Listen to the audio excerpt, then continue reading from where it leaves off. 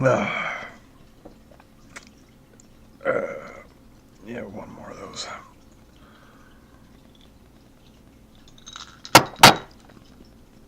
Oh, shit. Alright. Focus. Do this. Hey, everybody. Alright, let's do this. The sound of a window shattering woke me with a start. I shot up in bed, staring into the inky black darkness of my room. I shot a glance over to my clock, perched on the cluttered bedside stand, struggling to focus on it. As it came into view, the time read 1:34 a.m. When I'm reading this, it's actually 3:11 a.m., but whatever. I was still disoriented. What could have made that sound? Soon I heard the crunching sound of broken glass being ground underfoot, and it became all too clear to me. This was a break-in. I had an intruder in my home, and my extremities went... When? Oh, goddamn. When typos fuck you up when you're drunk. Alright. My extremities went numb with the shock of realizing it. In an instant, I knew what I had to do. I had to make it to my master panic button in the attic, and I had to do it before this intruder made it to Jenny. I rolled out of bed and started to make my way to the door. My heart was thumping so hard I could hear it like a cannon shot in my head, and feel it thumping in my chest like a steady drumbeat. Oh, shit. Drumbeat. Okay. My ears were flush and throbbing with the rush of blood, and I struggled to silence the deep wail of my breaths.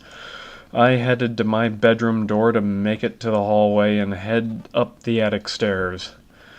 I turned the doorknob as quickly as silence would allow, and every slight scrape of metal and machinery in the mechanism screeched in my ears like a banshee as I hoped and prayed I wouldn't give away my position to the intruder.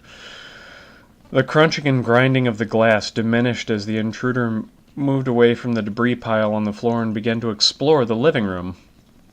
I knew I had to move fast. Jenny's room, like mine, was just in the adjacent hallway, and it would not take long for him to reach it.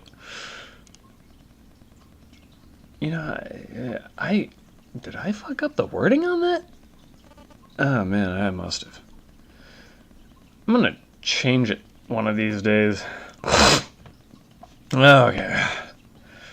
I pushed the door open slowly, fearing a creak would reverberate like a wail throughout the house. I slipped through the door and made my way into the hallway. I slipped into the inky black dark of the hallway.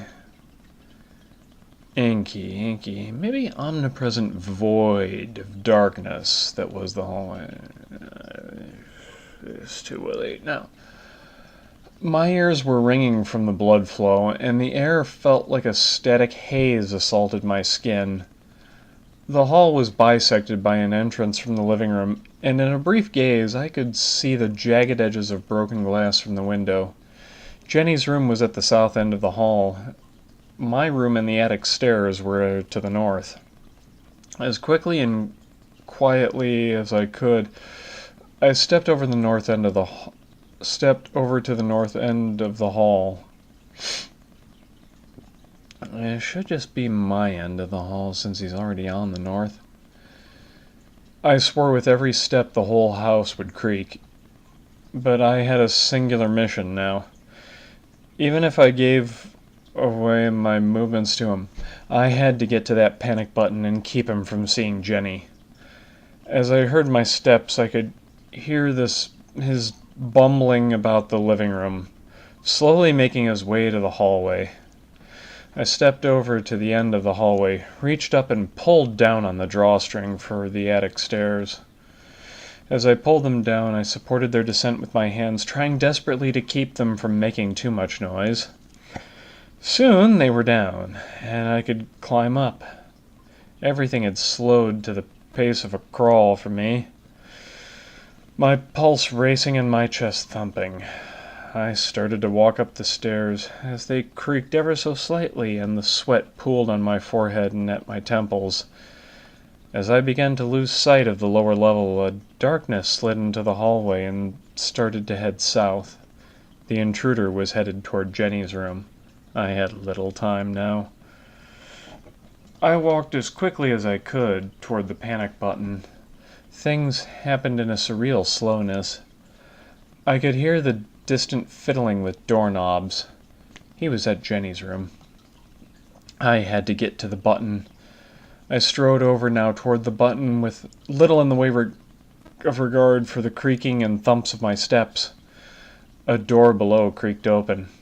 The button loomed in sight. I had to press it. Nothing else matters. He was at Jenny's room.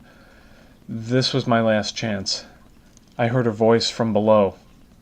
"What the fuck?" I slammed my hand down on the button. Motors whirred to life as the metal shutters rapidly descended over the windows and the electronic locks on the doors engaged.